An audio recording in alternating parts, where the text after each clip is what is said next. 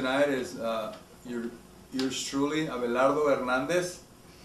And I usually talk about a little bit about mostly a lot of my programs have been about maybe nature and wildlife, but there's so many things going on in the community and in the country right now that I'd like to chat a little bit about different things that are going on. I just happened to notice today at the grocery store a magazine that depicts a lot of the people who might have been in that D-Day invasion at Normandy Beach. I don't know, as you know, I don't know when this program will air, but tomorrow is June 6th, which will be D-Day. Anyway, it was done in 1944. I was 7 years old when this happened, and then when the war ended, I was already 8 years old. So we knew quite a bit about what was going on, and a lot of our people in our community were in the service and during the war, and that's one of the things I wanted to talk about. I was looking through that magazine today, and I noticed that there weren't any Hispanic people in there mentioned. They're out of the hundreds or probably thousands of people who fought in the war and who might have been in the invasion, also took part in the invasion of Normandy.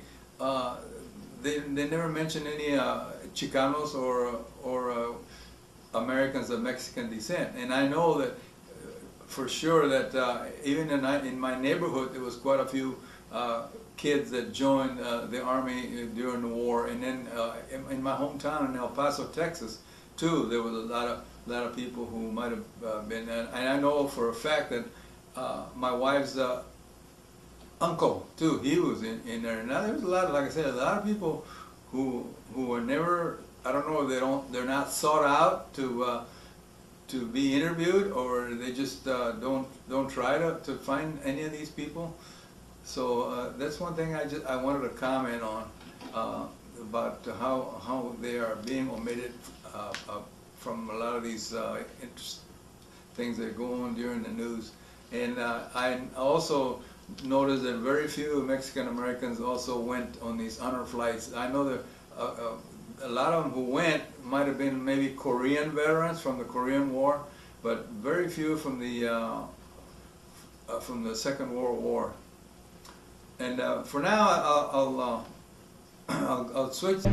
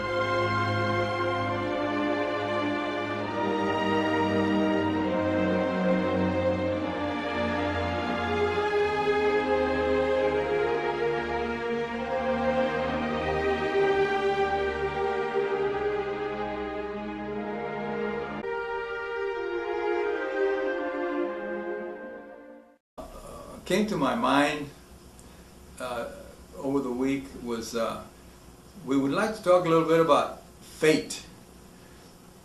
Fate is something that people cannot control.